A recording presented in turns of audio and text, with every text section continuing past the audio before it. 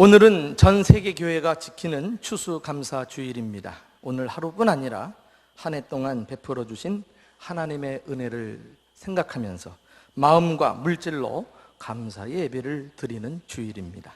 시편 50편 23절에 그 유명한 감사에 대한 말씀이 나오는데요, 감사로 제사를 드리는 자가 나를 영화롭게 하나니 그의 행위를 옳게 하는 자에게 내가 하나님의 구원을 보이리라.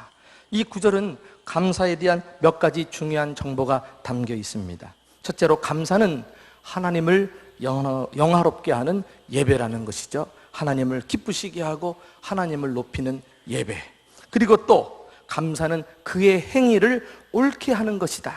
그래서 하나님 앞에 받아들여지는 것이다.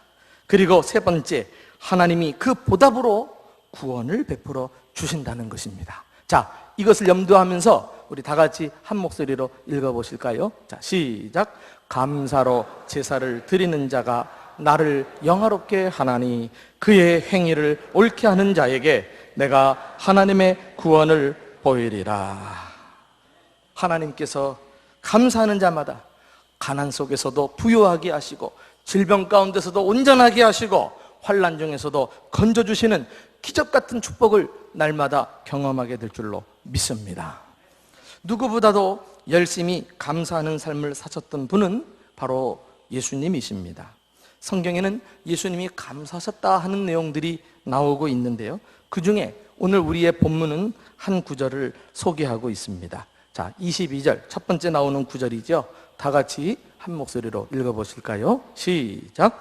그때에 예수께서 성령으로 기뻐하시며 이르시되 천지의 주제이신 아버지여, 이것을 지혜롭고 슬기 있는 자들에게는 숨기시고 어린 아이들에게는 나타내심을 감사하나이다. 옳소이다. 이렇게 된 것이 아버지의 뜻이니이다. 이 말씀은 하나님이 계시를 전달하시는 독특한 방법에 대해서 예수님이 언급하고 있는 말씀입니다. 어떻게 계시를 드러내시죠? 지혜롭고 슬기 있는 자들에게는 숨기시고 어린아이들에게는 나타내신다는 것입니다. 여기 숨기신다, 나타내신다, 누구만이 할 수 있는 사역입니까? 우주의 주권자이신, 오늘 본문에는 천지의 주제이신 아버지여, 이렇게 예수님께서 말씀하시는데, 천지를 다스리시고 호령하시고 통치하시는 주권자 하나님이 자기가 원하는 사람들에게 자유롭게 그의 뜻을 나타내시기도 하고 어떤 경우에는 감추시기도 한다는 것입니다. 여기 지혜롭고 슬기 있는 자들은 세상의 학문과 지식에 통달한 자들이죠. 그들은 모든 것을 다 깨우칠 것 같지만은 하나님을 모르고 그분의 말씀에 순종하지 않는 교만한 영고로 인해서 하나님의 말씀이 그들에게 감추어져 있다고 하는 것입니다. 반대로 어린아이들에게는 나타내신다 그랬죠. 어린아이와 같이 순수하고 겸손하게 하나님을 의지하면서 그분의 말씀에 순종하며 사는 사람들에게는 하나님의 진리의 말씀, 계시의 말씀이 활짝 열려져 있는 말씀임을 믿으시기 바랍니다. 그래서요, 이 진리를 깨닫는 것은 가방끈하고 상관없어요. 연세 많으신 어르신들도 예수 믿고 지혜로워지고 하나님의 뜻을 깨달아 알게 되잖아요.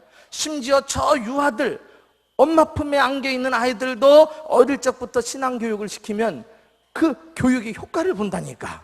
하나님께서 이 겸손하고 하나님을 의지하는 사람에게 진리를 드러내시는 주권적인 사역 때문에 가능한 것입니다. 그래서 예수님께서 그렇게 행하시는 하나님에 대해서 감사하나이다. 하나님이 주권적으로 당신은 누구에게 감추시고 누구에게 드러내시지만 그 일에 대해서 감사를 표현하고 있어요. 이것은 전적인 동의를 나타냅니다. 하나님 하시는 일은 맞습니다. 그 다음에 나오는 내용이 그것을 잘 드러내잖아요. 옳소이다. 이렇게 된 것이 아버지의 뜻이니이다 라고 해서 꼭 계시를 전달하는 방법뿐만이 아니라 모든 일에 있어서 우주를 통치하시고 인생 세상의 역사를 주관하시고 한 사람 삶을 이끌어 가시는 모든 일에 있어서도 하나님의 주권적인 섭리에 대해서 완전히 동의하고 계시는 것을 볼 수가 있습니다. 이래서 감사가 중요한 거예요. 그래서 하나님이 그토록 감사의 제사를 기쁘게 받으시고 계시는 것입니다. 왜요? 감사는 하나님을 인정하는 것이기 때문에. 하나님이 행하시는 일에 대해서 토를 달지 않고 언제나 옳습니다. 이것이 하나님의 뜻입니다. 내가 가난하게 되어도 옳습니다. 내가 병들어 누웠어도 옳습니다. 내 하는 일이 실패를 해도 옳습니다. 하나님이 주권자이시니까 알아서 하셨겠지요. 하나님은 틀림이 없습니다 라고 고백하는 사람이 입에서 비로소 감사합니다, 이 고백이 터져 나오는 거예요. 그러니까 그리스도인에게 있어서 감사는 신앙 고백입니다. 천지의 주제이신 하나님을 인정하고 높여드리는 대단히 중요한 믿음의 고백이라고 할 수 있어요. 제가 아는 한 감사에 대한 정의는 바로 예수님이 내리신 것이라고 볼 수 있어요. 감사는 옳습니다 라고 동의하는 거예요. 제가 한번 감사합니다 그러면 여러분들은 옳습니다 라고 한번 이야기해 보셔요. 감사합니다. 내가 가난하게 되어도 감사합니다. 내가 병이 들어도 감사합니다. 내가 실패해도 감사합니다. 쫄딱망해도 감사합니다. 내가 죽어도 감사합니다. 아시겠죠? 이게 보통 믿음이란 말이에요. 그래서 주님이 이 감사를 영화롭게 받으시는 예배라 그랬어요. 데살로니가전서 5장 18절에도 범사에 감사하라, 이것이 그리스도 예수 안에서 너희를 향하신 하나님의 뜻이니라. 범사에 하나님을 인정해드리고 하나님이 하신 일에 대해서 아멘하고 주님은 언제나 옳고 틀림이 없습니다 라고 화답하는 이 믿음의 자세, 이것이 하나님의 뜻을 이루어가는 삶이라고 말씀하고 있습니다. 복음서를 살펴보면 과연 예수님께서 범사에 감사하며 사신 것을 볼 수가 있습니다. 보통 5가지 경우에 감사하신 것으로 나타나는데요, 왜 그것뿐이겠어요? 어쨌든 복음서에 기록된 것은 5번 나와요. 그런데 오늘 우리가 읽었던 이것 말고도 예수님이 감사하신 몇 가지 경우를 살펴보고 싶습니다. 첫 번째가 마태복음 14장 19절에 나오거든요. 자, 우리 다 같이 읽어보실까요? 시작. 무리를 명하여 잔디 위에 앉히시고 떡 5개와 물고기 2마리를 가지사 하늘을 우러러 축사하시고 떡을 떼어 제자들에게 주심에 제자들이 무리에게 주니 그랬어요. 그 유명한 오병이어 기적 사건을 말씀하고 있습니다. 예수님은 한 어린아이가 바친 떡 5덩어리와 물고기 2마리를 가지고 장정만 5,000명을 배불리 먹이셨어요.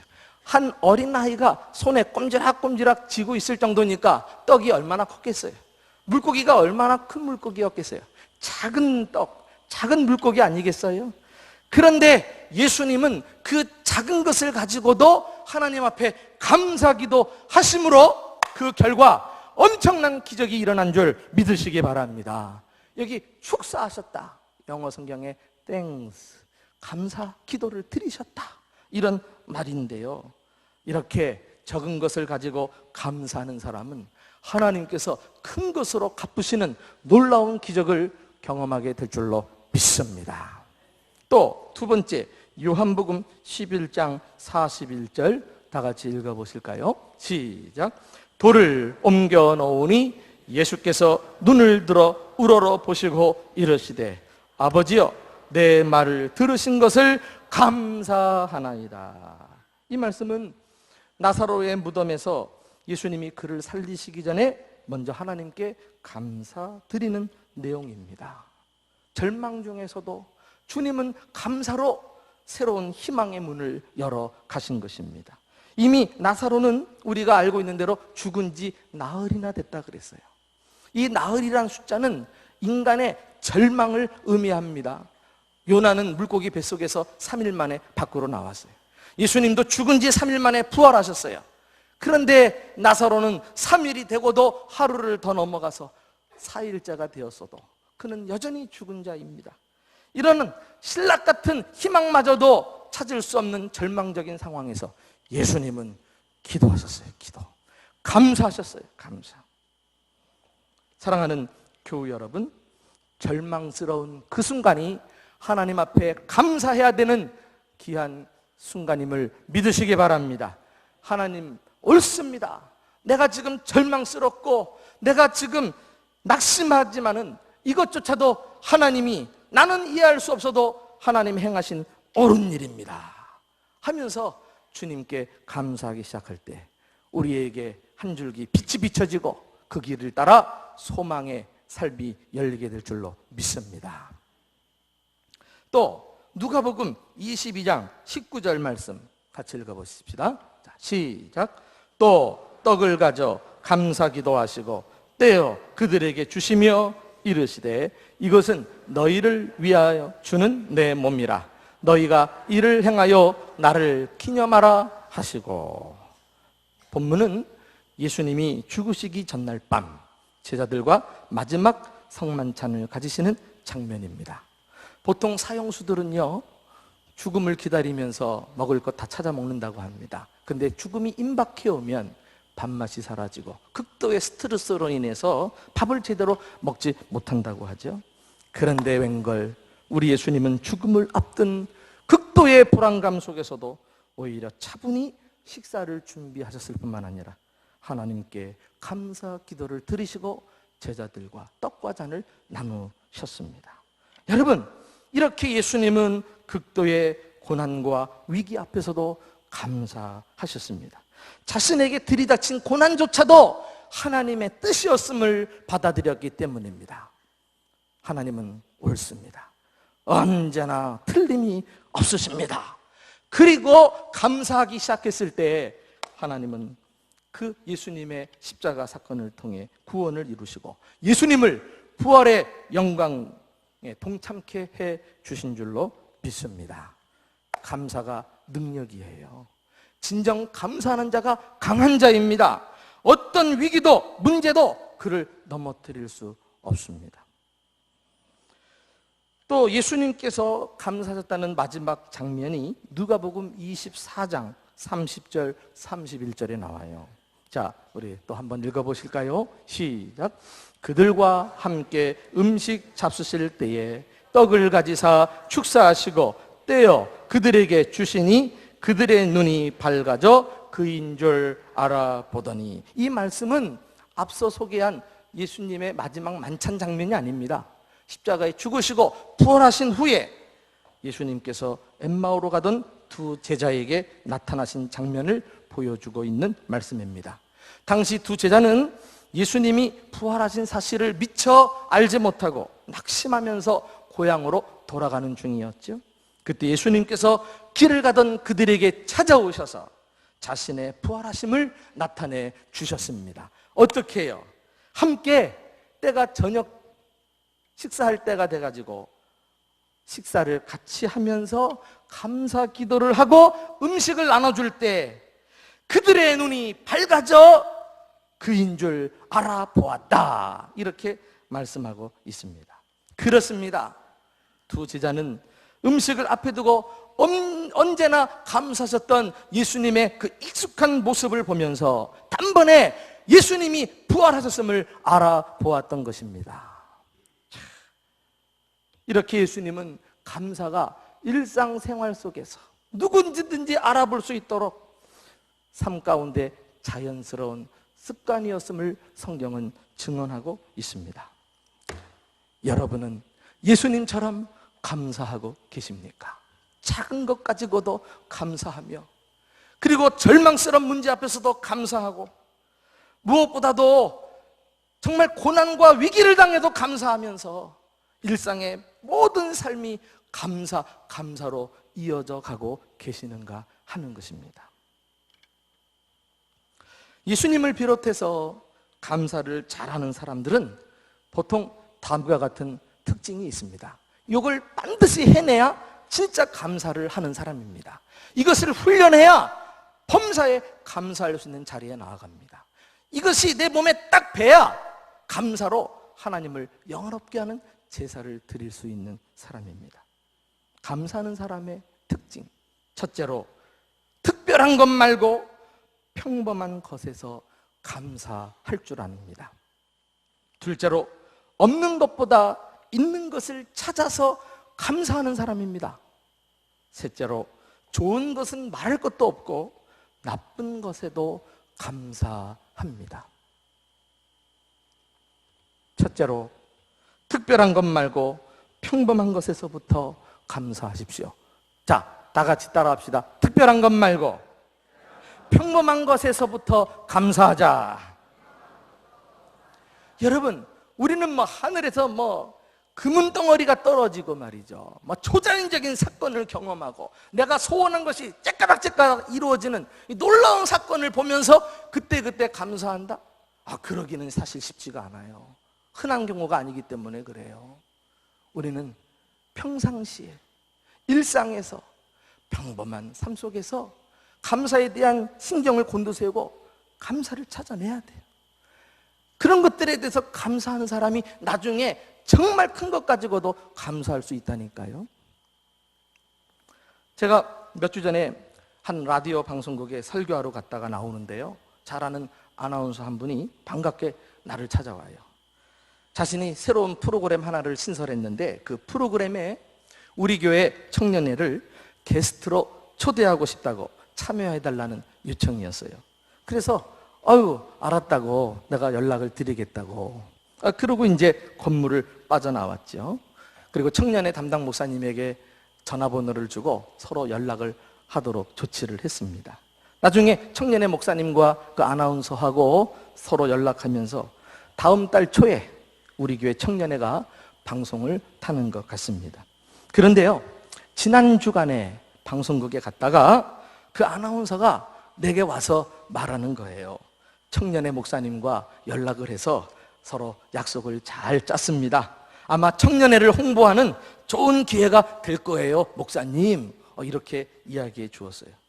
그러면서 하는 말이, 다른 목사님들 같으면 방송 초대받으면 너무 좋아가지고 놀라는 반응인데 목사님은 별로 놀라는 기색이 아닌 것 같다고. 그러면서 엄지를 치켜 세우면서 역시 방송 베테랑 목사님이시라 다르다고 이렇게 얘기하는 거예요.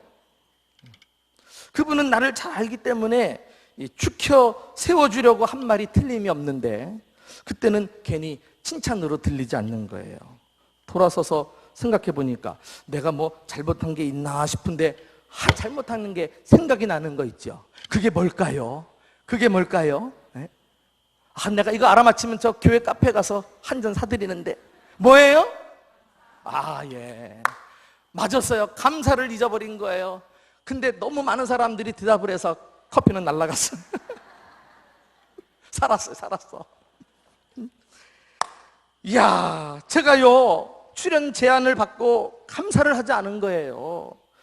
그래도 그 많은 교회 중에 우리 교회를 떠올려서 배려해 준 건데 말이죠. 그 혜택을 받으면서도 알았다고, 연락하겠다고 이렇게 나왔으니 그 참 남아있는 분이 얼마나 마음이 싸했겠어요. 그래서 제가 불이 나게 아나운서실로 다시 올라갔어요.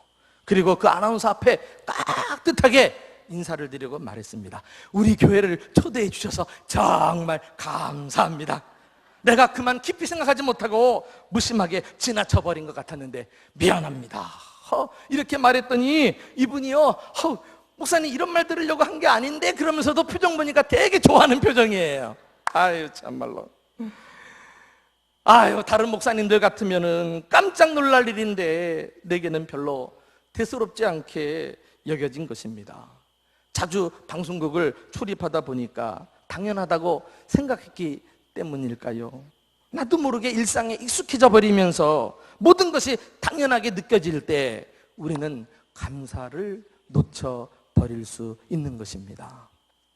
제가 좋아하는 구절 중에 시편 3편 5절에 내가 누워 자고 깨었으니 여호와께서 나를 붙드심이로다. 하나님이 나를 붙드시고 지키시고 보호해 주시는 거 무슨 수로 깨닫느냐 말이에요. 전쟁터에서 살아나는 거? 강도 만났는데 하나님이 지켜주신 거?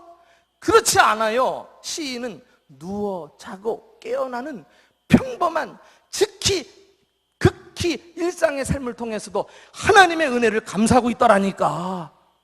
생각해 보세요. 하루 일과 마치고 집에 들어오는 게 이게 저절로 되는 일이냔 말이에요. 편히 잠을 청할 수 있다는 거, 이거 아무나 못하는 일입니다. 자다가 다시 제정신이 돌아와서 깨어나는 거, 이거 기적입니다, 기적. 그리고 제발로 일어나는 거, 하나님이 힘 주셔야 일어나는 거 아니겠어요?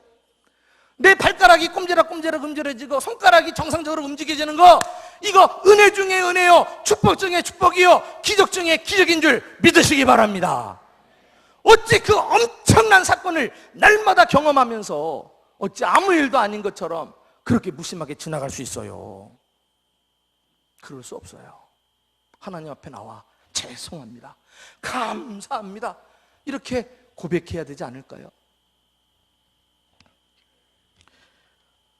두 번째로, 감사를 잘하는 사람들은요, 없는 것보다 있는 것을 찾아서 감사해요. 그들은 없는 것에 주목하고 남과 비교해서 원망 불평하지 않고 현재 자기가 가지고 있는 것, 그 있는 것을 하나님 앞에 감사하는 사람들이었다니까. 오늘날 시국이 어수선하고 우리 대한민국이 어디로 가야 할지 갈팡질팡하는 때에 백성들의 마음도 그냥 신문, TV만 틀면 마음이 삭막해지고 나라에 대한 그 자긍심도 다 땅에 떨어진 것 같아서, 야, 이 나라가 앞으로 어찌 될꼬 걱정이 말이 아니죠. 그런데요, 최근에 어떤 글을 보니까 한국에서 15년간 기자 생활을 한 영국의 마이클 브린이라는 사람이요, 한국인을 말한다라는 글을 썼어요. 그 글을 보니까 우리가 미처 놓치고 있었던 한국인만이 가지고 있는 이 좋은 그 자산들에 대해서 일깨워주고 있는 거 있죠. 한번 들어보세요. 한국인은 부패, 조급성, 당파성 등 문제가 많으면서도 훌륭한 점이 많다. 그 이유를 무려 31가지나 들었어요. 그 중에 몇 가지만 한번 소개해 볼게요. 첫째로, 평균 IQ 105를 넘는 유일한 나라. 놀라지도 않아. 우리나라가 이 정도란 말이에요, 이 정도. 두 번째, 일하는 시간이 세계 2위, 평균 노는 시간이 세계 3위인 잠이 없는 나라. 일하느라 노느라 잠을 자지 않아. 늘 피곤해. 세 번째, 문맹률 1% 미만인 유일한 나라. 이거 대단합니다, 여러분. 또 미국과 전쟁을 제대로 붙었을 때 3일 이상 버틸 수 있는 8개국 중 하나인 나라. 노약자 보호석이 있는 5개국 중 하나의 나라. 세계 2위 경제대국 일본을 발톱 사이 때만큼도 안 여기는 나라. 지하철 평가 세계 1위로 청결함과 편리함이 최고인 나라. 세계 봉사국 순위 4위인 나라. 문자 없는 나라들에게 유엔이 제공한 문자인 한글을 가진 나라. 예로 현재 세계 3개 국가에서 한글을 국어로 삼고 있다는 거 아닙니까? 가장 단기간에 IMF를 극복해 세계를 경악시킨 나라. 여성들 되게 좋아할 통계인데요, 유럽 통계 세계 여자 미모 순위 1위인 대한민국. 그래서요. 와, 남성들 우리가 이런 환경 속에서 살고 있다는 거 아셔요? 또 있어요. 미국 여자 프로골프 상위 100명 중 30명이나 들어간 나라. 대단합니다. 미국, 중국, 러시아, 일본 세계 4대 강국을 우습게 하는 배짱이 있는 나라. 인터넷, TV, 초고속 통신망이 세계에서 최고인 나라. 세계에서 가장 많은 발음을 표기할 수 있는 문자를 가진 나라. 한글 24글자로, 네 문자로 11,000개의 소리를 표현할 수 있다 그래요. 일본은 300개, 중국어로는 400개밖에 안 돼요. 세계 각국 유수의학의 우등생 자리를 휩쓸고 있는 나라. 참고로 2위가 이스라엘, 3위가 독일이라는 거 아닙니까? 한국인은 유태인을 게으름뱅이로 보이게 하는 유일한 민족. 그 다음에 세계에서 가장 기가 센 민족이다 그랬어요. 한국인은 강한 사람에게 꼭 놈자를 붙인답니다. 미국 놈, 외놈, 떼놈, 러시아 놈. 그래서 무의식적으로 놈자를 붙여 깔보는 게 습관이 됐다 그래요. 이렇게라도 길을 세워가야지. 반대로 약소국에는 관대한 나라, 아프리카 사람, 인도네시아 사람, 베트남 사람 등 이런 나라에는 결코 놈자를 붙이지 않는다 그래요. 끝으로 세계 경제순위 10위권을 넘보는 나라, 1950년 해방 무렵 한국은 파키스탄 제철공장으로 견학가고 필리핀으로 유학을 떠났으나 이제는 역으로 그들이 한국으로 배우러 온다. 국력으로 치자면 끝에서 두세 번째이던 나라가 이제 세계 10위권을 넘보고 있다. 와, 얼마나, 어깨가 절로 으쓱해지죠? 네. 대한민국 국민이라는 게 얼마나 자랑스럽습니까? 그런데 이분이요, 마지막에 어떻게 결론을 맺냐면은 지금 한국의 객관적 지표들이 현저히 나빠지고 있다. 보다 큰 불행의 전주곡들도 여기저기서 들려오는 듯하다. 하지만 한국은 언제나 그래왔던 것처럼 머지않아 반전의 기회가 오리라 믿는다. 한국인은 필리핀이나 아르헨티나나 그리스처럼 추락할 때까지 결코 지켜만 보고 있지는 않을 것이기 때문이다. 대한민국 파이팅! 힘내라 코리아! 이러고 끝을 맺었어요. 예. 2부 때는 막 박수까지 나오던데. 예? 그렇죠. 여러분, 그런데요, 여기서 좋아하기는 아직 일러요. 나는 여기서 한 가지를 더 보태고 싶어요. 한국은 세계에서 유일하게 애국가 가사에 하나님이 나오는 나라입니다, 여러분. 예. 영국도 미국도 기독교 국가라고 하지만 이들의 국가에는 하나님이란 단어가 없어요. 여러분 그거 아셔요? 우리나라만 God, 하나님이라는 명확한 명칭이 들어가 있어요. 애국가에 하나님이 보호하사 우리나라 만세. 네. 와, 힘난다. 네.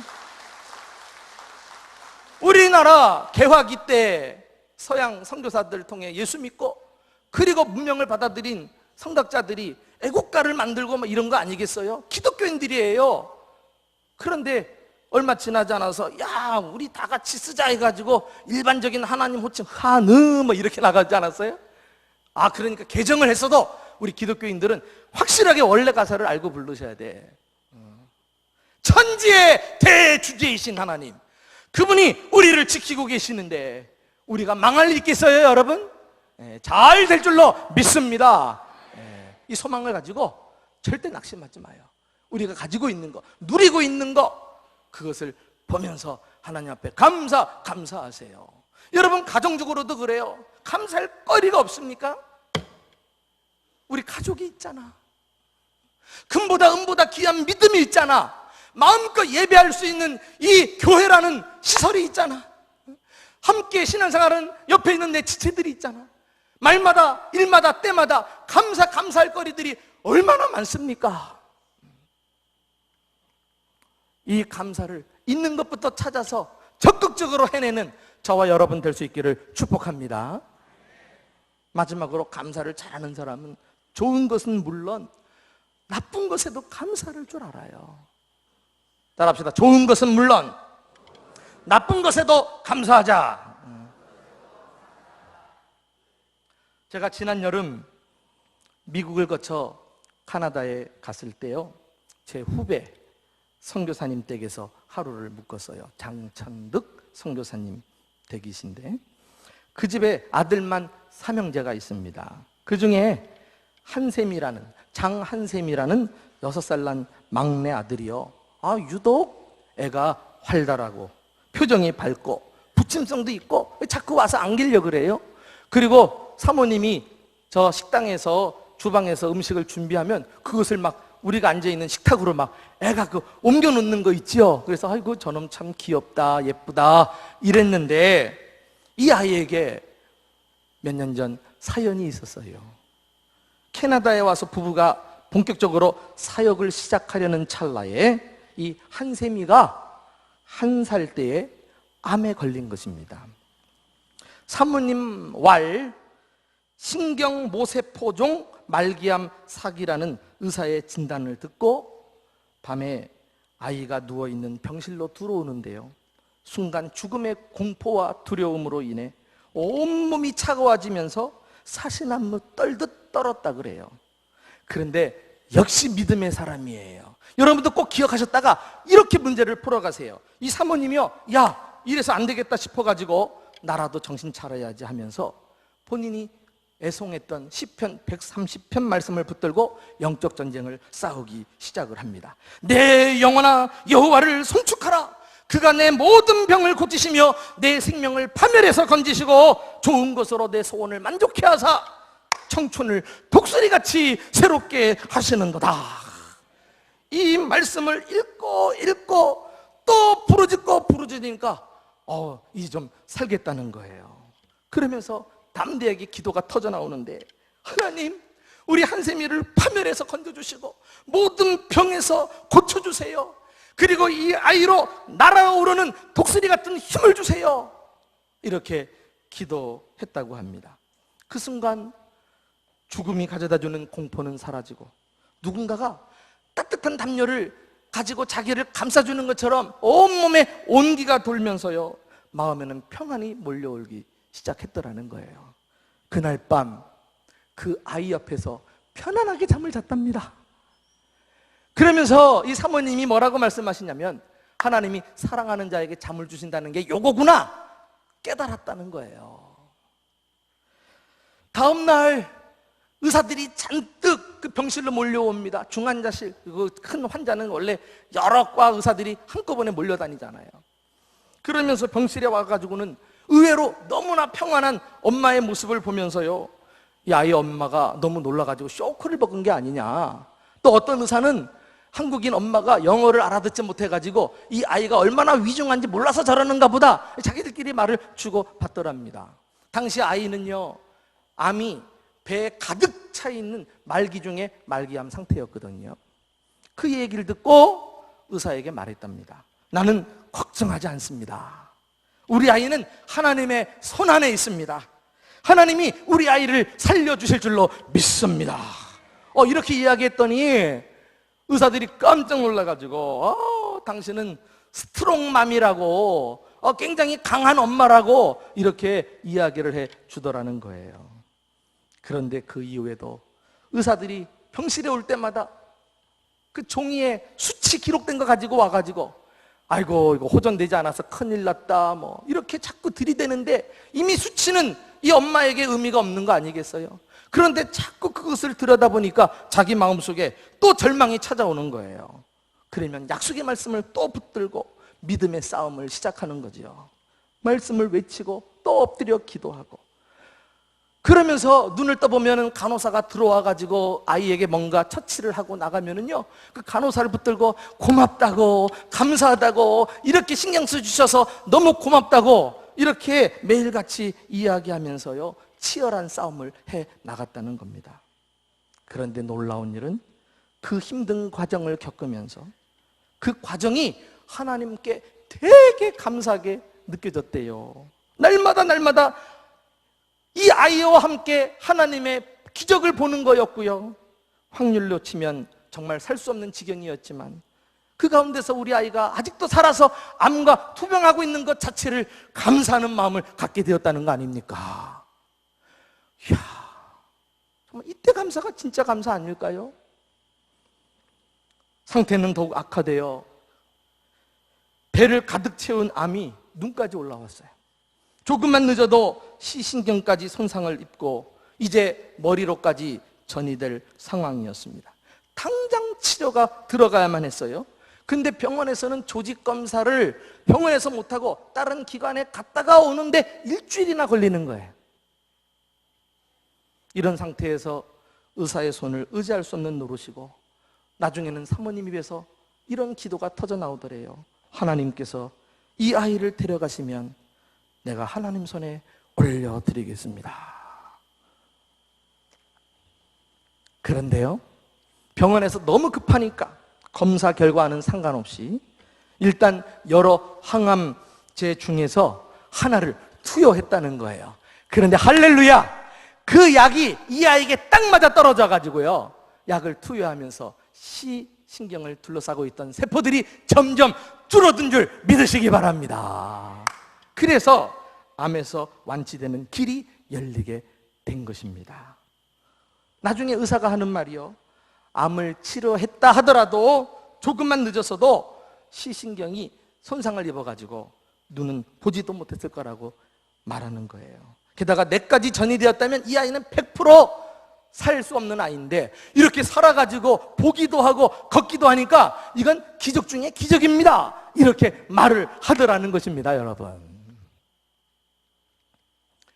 이 모든 상황이 종료되고 난 이후에 사모님이 함께 그날 밤 식탁에 앉아 식사를 하면서 이렇게 간증을 마무리를 하시더라고요.